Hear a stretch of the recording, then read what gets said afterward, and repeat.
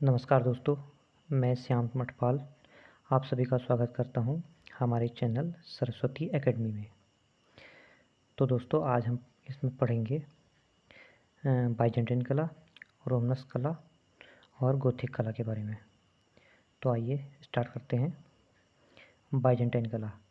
Byzantine अलंकरणों में सबसे अधिक अमूर्त सजावट किससे की गई? तो इसका आंसर है कूफी लिपि से की गई। क्वेश्चन नंबर 2, सम्राट जस्टिनियन द्वारा किस चर्च में मणिकुट्टिम का कार्य कराया गया था? तो आंसर है सम्राट जस्टिनियन द्वारा रेवन्ना के सान वाइटल चर्च में 546 से 548 ईस्वी के मध्य सुंदर मणिकुट्टम कार्य कराया गया।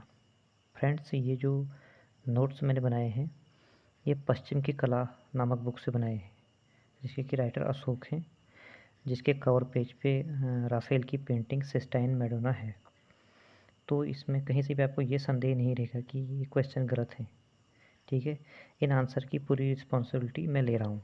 ठीक है, आपका कोई भी क्वेश्चन कभी गलत नहीं होगा, क्योंकि ये पूरे बुक से हैं, जिसका कि आप एग्ज़ाम में चैलेंज भी कर सकते हो किसी भी आयोग के आंसर को। तो आगे सुनिए। नेक्स्ट क्वेश्चन है, ईसाई धर्म में मयूर किसका प्रतीक है? तो ईसाई धर्म में मयूर ईसा मसीह के अमरत्व का प्रतीक है। नेक्स्ट क्वेश्चन, कोरोलिंजियन पुनरुत्थान किस कला रूप से विशेषतया संबंधित था?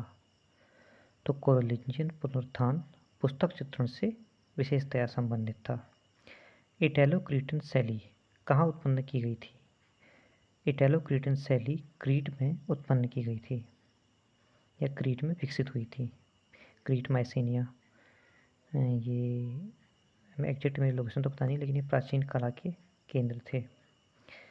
नेक्स्ट क्वेश्चन है, बाइजेंटाइन युग में आकृति विरोधी शासक कौन थे? तो ये आंसर आपको बताइए होगा।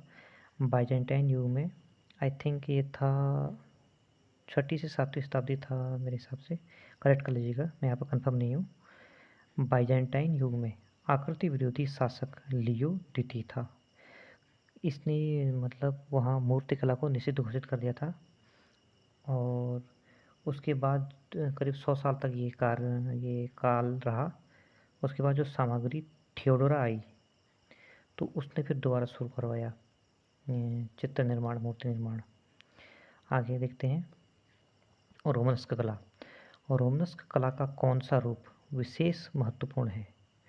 तो रोमनस्क कला का वास्तुकला वाला रूप विशेष महत्वपूर्ण है। फ्रांस में 11वीं सदी की पुनरुत्थान कला को क्या कहते हैं?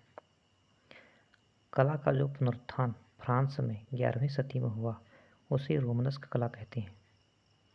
और रोमनस्क वास्तु में रोमन वास्तु के किस अभिप्राय का विशेष प्रयोग हुआ है? रोमनस्क वास्तु में द्वार तोरण का विशेष प्रयोग हुआ है। रोमनस्क वास्तु में छतें किस प्रकार की हैं? और रोमनस्क वास्तु में छतें बैरल जैसी गोल हैं। भारी स्तंभ तथा भित्ति कक्ष पियर्स किस वास्तु शैली की विशेषता है?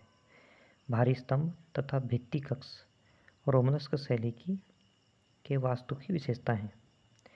और रोमनस्क मूर्तिकला का उपयोग किस प्रकार किया गया था?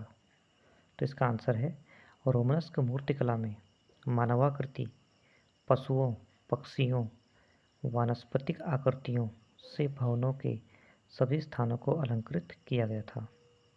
रोमनस्क भित्ति चित्रण की पद्धति को क्या कहा गया है?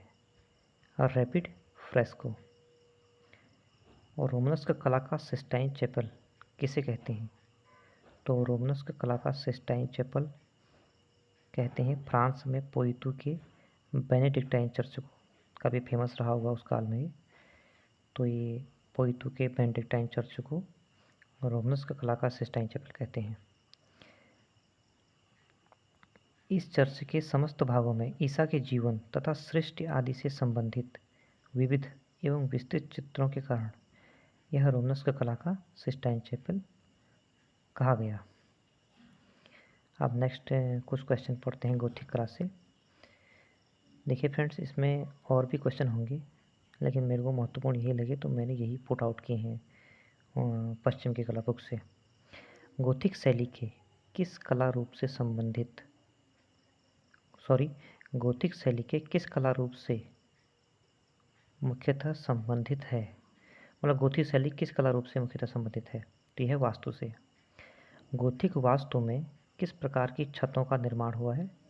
परस्पर संबंधित चाप, मतलब शायद छतें एक दूसरे से चिपकी होंगी, इसमें संबंधित चाप का प्रयोग हुआ है मतलब। नेक्स्ट क्वेश्चन, गोथिक दरवाजों तथा खिड़कियों का शीर्ष भाग किस प्रकार का है? नुकीला मेहराब, यानी कि उनके इस खिड़कियों और दरवाजों का शीर्ष भाग नुकीला बनाया गया है। गोथिक दरवाजे तथा खिड़कियाँ किस आकार की हैं? गोथिक दरवाजे तथा खिड़कियाँ लंबे आकार की हैं। काफ़ी लंबे लंबे पतले पतले लंबे खिड़कियाँ दरवाजे बनाए गए हैं गोथिक कला में। गोथिक भवनों की मुख्य विशेषता क्या है? रंजित कांच की खिड़कियाँ तथा दरवाजे।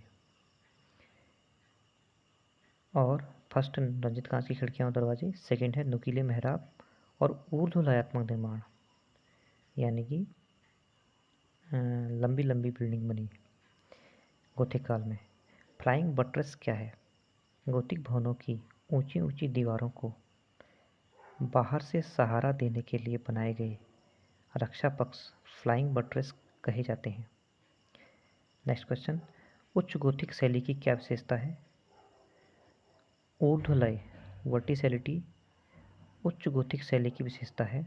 इसे प्रलंब अध्याय भी कहते हैं। परपेंडिकुलर फेस, गोथिक भवनों में लंबे आकार की मूर्तियों का प्रयोग किस स्थान पर हुआ है? गोथिक भवनों में लंबे आकार की मूर्तियों का प्रयोग विशेष रूप से स्तंभों में हुआ है। गोथिक मूर्ति शिल्प की क्या मुख्य विशेषताएं हैं? अलंकारिकता का परित्याग, तकनीकी कुशलता, सादृश्य तथा मानववादी भावना गोथिक मूर्ति शिल्प की प्रमुख विशेषता है। रंजित कांच का कार्य किस चर्च में विशेष रूप से माना जाता है? तो ये चार्टिस्ट चर्च में रंजित कांच का कार्य विशेष रूप से हुआ। निम्नलिखित में से कौन सा गोथिक चित्रकार नहीं है? तो ये 4 ऑप्शन दिए गए हैं, सिमाबुए, साइमन मार्तेनी, आंद्रिया आराकेना और देनातेल्लो। तो इसमें से देनातेल्लो गोथिक शैली का चित्रकार नहीं है, बाकी सिमाबुए, साइमोन मार्तेनी, आंद्रिया आराकेना ये जो हैं गोथिक शैली के चित्रकार हैं। इनमें से कौन सा गोथिक चित्रकार चित्रकला के अतिरिक्त वास्तु, मूर्ति और काव्य कलाओं में निपुण था? तो इसका आंसर है आंद्रिया आराकेना। ये चित्रकला के अतिरिक्त वास्तुकला, मूर्तिकला और काव्य कलाओं में भी निपुण था। कौन सा चित्रकार वास्तुशिल्पी भी था? तो इसका आंसर है जियोतो। गोथिक चित्र शैली की मुख्य विशेषता है रंजित कांच की खिड़कियाँ गोथिक चित्रकला की मुख्य विशेषता है। नेक्स्ट क्वेश्चन, रंगीन अल्बास्टर शिल्प किस देश की गोथिक कला की विशेषता है?